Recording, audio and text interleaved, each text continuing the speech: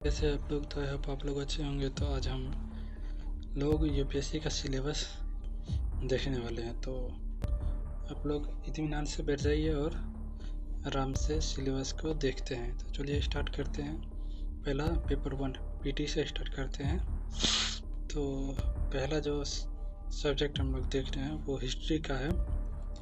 History में आप देख सकते हैं कि एंशियंट हिस्ट्री हो गया, उसके बाद मिडिवल हो गया, उसके बाद मॉडर्न इंडिया हो गया। अगर आपको बात की जाए एंशियंट हिस्ट्री में तो इंडस वैली सिविलाइजेशन हो गया, वैदिक पीरियड हो गया, मौर्य और गुप्ता, ये सारे काफ़ी इम्पोर्टेंट होते हैं पीटी के लिए। अगर सोर्स की बात की जाए तो आर एस शर्मा अच्छा है। अगर आप कहीं क्लास ले रहे हैं तो पहले क्लास कर लीजिए, उसके बाद आर एस शर्मा पे जाइएगा। दूसरा आ गया मेडिवल इंडिया, उसमें दिल्ली सल्तनत हो गया, मुगल्स हो गया और भक्ति एंड सूफी हो गया। ये टॉपिक काफ़ी इम्पोर्टेंट है। अगर इसको बुक के स्टैंडर्ड बुक की बात किया जाए तो सतीश चंद्रा, वही बात अगर क्लास कर रहे हैं तो पहले क्लास नोट, देन उसके बाद ये, उसके बाद आपका हो गया मॉडर्न इंडिया। मॉडर्न इंडिया में 1857 की क्रांति, कांग्रेस मूवमेंट और गांधी इरा, ये काफ़ी इम्पोर्टेंट पार्ट्स होते हैं। आप कमांड कर सकते हैं तो ठीक रहेगा। अगर सोर्स की बात की जाए तो स्पेक्ट्रम इसके लिए काफ़ी अच्छा माना जाता है और बहुत सारे टॉपर्स भी इसको सजेस्ट करते हैं। अब आ जाते हैं हम लोग ज्योग्राफी पे। तो ज्योग्राफी के लिए आप फिजिकल ज्योग्राफी देख सकते हैं, उसके बाद इंडियन ज्योग्राफी हो गया, उसके बाद आपका हो गया वर्ल्ड ज्योग्राफी। अगर फिजिकल ज्योग्राफी की बात की जाए तो इसमें वोल्केनोस आपको पढ़ना होगा, अर्थक्वेक और क्लाइमेट। अभी जो ग्लोबल वार्मिंग हो रहा है, गर्मी इतना ज़्यादा बढ़ रहा है पोल्यूशन के कारण, वो फिजिकल ज्योग्राफी के लिए आपको एनसीईआरटी 11 से 12 दोनों मस्ट है। ये तो करना ही करके जाना है, इसमें कोई कॉम्प्रोमाइज़ नहीं करना है। इंडियन ज्योग्राफी के लिए आपको रिवर्स मानसून और एग्रीकल्चर, ये 3 टॉपिक है, इस पर कमांड करना होगा। अब आ जाते हैं वर्ल्ड ज्योग्राफी पे। वर्ल्ड ज्योग्राफी पे आपको कॉन्टिनेंट्स, जो अलग अलग कॉन्टिनेंट्स है उसके बारे में आपको मेजर्स जानकारी चाहिए। उसके बाद फिजिकल फीचर, जो भी कॉन्टिनेंट का फिजिकल फीचर है वो आपको करना होगा।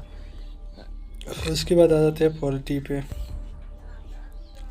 तो पॉलिटी की बात की जाए तो यहाँ देख सकते हैं आप, कॉन्स्टिट्यूशन हो गया, गवर्नमेंट हो गया। तो कॉन्स्टिट्यूशन में आपको प्रीएम्बल, फंडामेंटल राइट्स, डीपीएसपी और अमेंडमेंट प्रोसेस, ये काफ़ी की इम्पोर्टेंट टॉपिक है।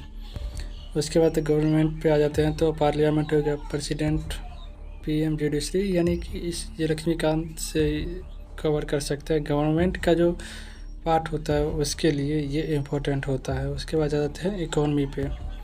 तो इकोनॉमी के लिए आपको बेसिक जीडीपी, इन्फ्लेशन, बजट, ये बेसिक होता है और स्टैटिक पोर्शन काफ़ी इम्पोर्टेंट भी होता है, तो ये आपको करना होगा। उसके बाद गवर्नमेंट स्कीम आता है, बैंकिंग आता है, फिजिकल पॉलिसी आ जाता है। ये श्री राम और संजीव वर्मा, इनका बुक आता है स्टैंडर्ड, वहाँ से आप जा सकते हैं। अदरवाइज अगर आप कोई कोचिंग या कोई क्लास लिए हैं तो वहाँ से पहले क्लास करके उसके बाद फिर स्टैंडर्ड बुक पे जा सकते हैं। उसके बाद आ गया एनवायरनमेंट। एनवायरनमेंट के लिए आपको इकोलॉजी, जो कि बायोडाइवर्सिटी और फॉरेस्ट एरिया, इकोलॉजी ये काफ़ी इम्पोर्टेंट होता है क्या पीटी के लिए। इसमें क्वेश्चन कभी कभी 10 से 12 क्वेश्चन आ जाते हैं। उसके बाद नेशनल और इंटरनेशनल एग्रीमेंट्स, ये शंकर आईएएस जो होता है, इनका काफ़ी अच्छा नोट्स माना जाता है इकोलॉजी के इन्वायरमेंट के लिए, तो वहाँ से आप कवर कर सकते हैं। उसके बाद आते हैं साइंस एंड टेक पे। तो बेसिक फिजिक्स, केमिस्ट्री, बायोलॉजी, हालांकि साइंस एंड टेक ज़्यादा पोर्शन आपको करंट अफेयर्स से, अगर आप ठीक ठाक से रेगुलर फॉलो कर रहे हैं तो वहाँ से कवर हो जाता है। उसके बाद आपको ये जो टॉपिक है, स्पेस हो गया, डिफेंस हो गया, बायोटेक, इसरो, डीआरडीओ, ये सब जो अपना मिशन लॉन्च करते हैं या कोई नया खोजा है या कोई नई डील इन लोगों ने की है या कहीं कोई सेना अभ्यास कर रहा है, तो इन सब चीज़ों के बारे में पूछा जाता है। तो ये आपको ज़्यादा से ज़्यादा करंट अफेयर से आ जाते हैं। अगर आप कोई स्टैंडर्ड बुक पढ़ना चाहते हैं तो वहाँ जा सकते हैं, लेकिन आप करंट अफेयर अगर रेगुलर कर रहे हैं तो उससे आ जाएगा। करंट अफेयर अब सबसे इम्पोर्टेंट ये है, ये काफ़ी हेडेक होता है, रोज़ रोज़ आपको पढ़ना होगा तो थोड़ा सा रहता है, लेकिन कोई एक सोर्स फॉलो कीजिए। अगर आप बिगनर्स हैं तो किसी भी यूट्यूबर से, जो अभी हालांकि जो एनालिसिस करवाते हैं, 3 से 4 महीना आप पहले थ्रूली एक बार क्लास को करते जाइए, ताकि आपको बेसिक आइडिया लगेगा कि किस तरह से करंट अफेयर पढ़ना है। करंट अफेयर में अगर देखना हो तो नेशनल और इंटरनेशनल इवेंट्स जो होते हैं, जैसे कि मान लो ब्रिक्स हो गया, एससीओ का कोई मीटिंग हो गया, G20 हो गया, इस तरह की चीज़ें, गवर्नमेंट्स रिपोर्ट्स हो गया, जो PIB पे आते हैं, रैंकिंग्स आ गई। तो अगर इसका सोर्स की बात किया जाए तो PIB जो सरकार की जो डाटा रहता है वहाँ से, द हिंदू और विजन PT 360, ये हो गया आपका पेपर 1 का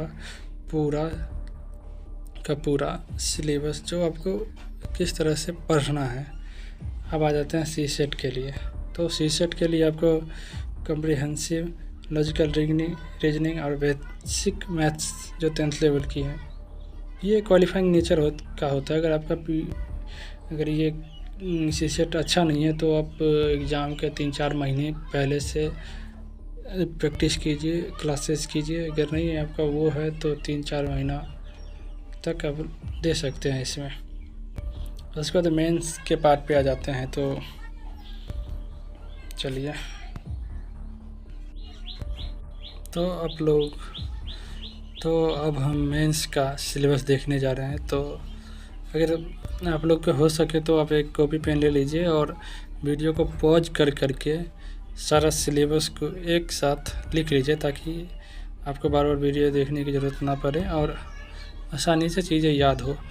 हमने काफ़ी शॉर्ट और टू द पॉइंट सिलेबस को कवर करने की कोशिश किया है। आप लोगों को अगर अच्छा लग रहा है तो आप लोग लाइक एंड सब्सक्राइब भी कर सकते हैं और वीडियो को शेयर भी कर सकते हैं। तो चलिए स्टार्ट करते हैं बिना देरी किए हुए। तो GS1 की अगर बात किया जाए तो GS1 के में सिलेबस में लिखा हुआ है Indian heritage, history and geography. ये 3 पोर्शन आता है GS1 में। उसमें पहला आर्ट एंड कल्चर आता है। आर्ट एंड कल्चर में क्या पढ़ना है उसको, तो आर्किटेक्चर हो गया, डांस हो गया और पेंटिंग हो गया। आर्किटेक्चर यानी कि जो भी पहले के ज़माने में जो भी मंदिर बने थे या मस्जिद बने थे या स्तूप बने थे, उसका आकार क्या है, किस तरह के बनाया गया है, उसको आपको कवर करना होगा। उसके बाद डांस, यानी कि उस समय जो एंशिएंट हिस्ट्री में लोग किस तरह के मनोरंजन के लिए क्या क्या चीज़ें करते थे, वो आपको देखना होगा। पेंटिंग काफ़ी इम्पोर्टेंट होता है। अगर आप एंशिएंट हिस्ट्री अगर पढ़े होंगे तो आपको भीमबेटका का नाम पता होगा।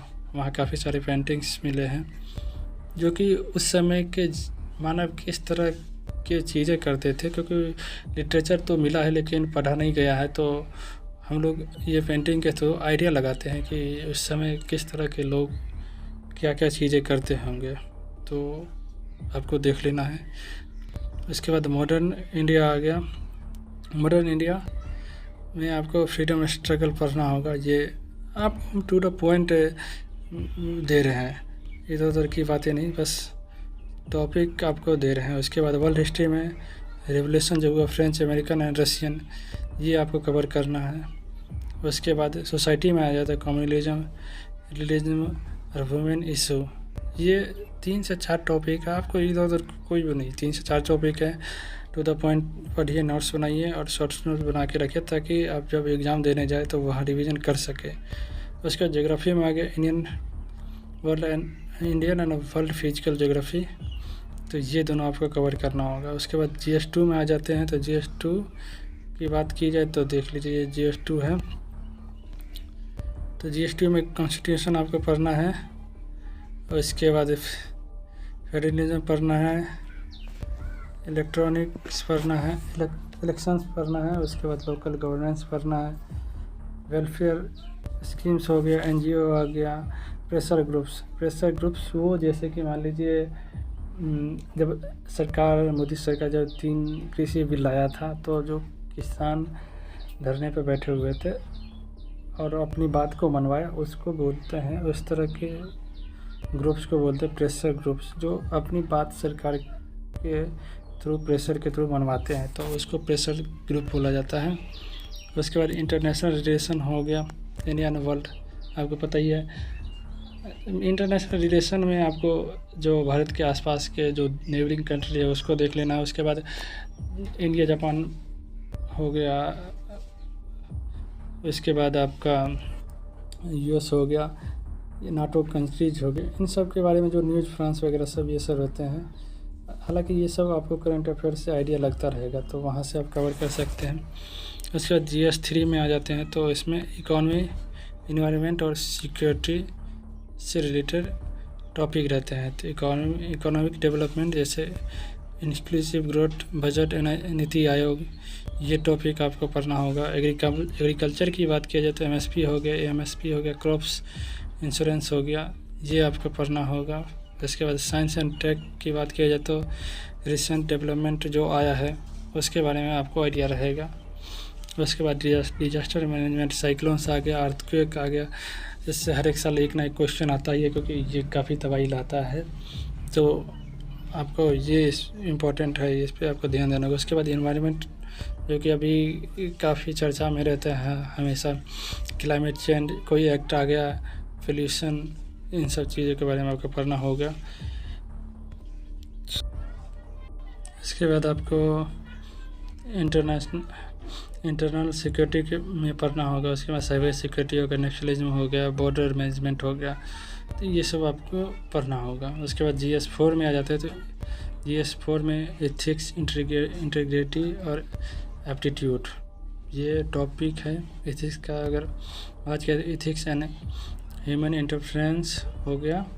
उसके बाद आपका एटीट्यूड हो गया, एप्टीट्यूड, इमोशनल इंटेलिजेंस हो गया, सिविल सर्विस की वैल्यू क्या, ऑनेस्टी, इंटीग्रिटी, और इसके बाद केस स्टडीज हो गया।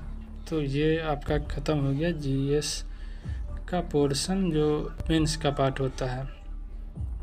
उसके बाद आते हैं अब ऐसे पेपर पे, तो इसमें 2 ऐसे रहता है, एक फिलोसफिकल, एक करंट अफेयर। इसको आपको प्रैक्टिस थीम बेस्ड, ऐसे जैसे एजुकेशन हो गया, वुमेन हो गया, कोई डॉक्यूमेंट्री आ गया, टेक्नोलॉजी हो गया, तो इस पे आपको प्रिपेयर करना होगा। ये ऐसे ओवरऑल आपको पूरा सिलेबस का निचोड़ जो होता है वो आपको काम आता है, तो ये आपका देख लीजिएगा। ऐसे का पोर्शन हो गया। उसके बाद ऑप्शनल, तो आपको पता ही है 2 पार्ट होता है ऑप्शन का, आप जो भी ले सकते हैं, हिस्ट्री, ज्योग्राफी, इकोनॉमी, जो आपको अच्छा लगे। ऑप्शनल मेरे हिसाब से अगर आपको चूज़ करना चाहिए, तो अगर आप हिंदी मीडियम से हैं तो हिंदी मीडियम के लिए विकास देवी कीर्ति शाला एक ऑप्शनल का क्लास लिए हुए हैं, यूट्यूब पे पढ़ा हुआ, वहाँ से आप वीडियो को देख सकते हैं, काफ़ी आपको फ़ायदा मिलेगा। वो वीडियो आप देखकर डिसाइड कर सकते हैं कि ऑप्शनल क्या लेना चाहिए। हिंदी मीडियम की बात कर रहे हैं, बाकी बात इंग्लिश का मुझे इतना पता नहीं है कैन ऑप्शनल के बारे में।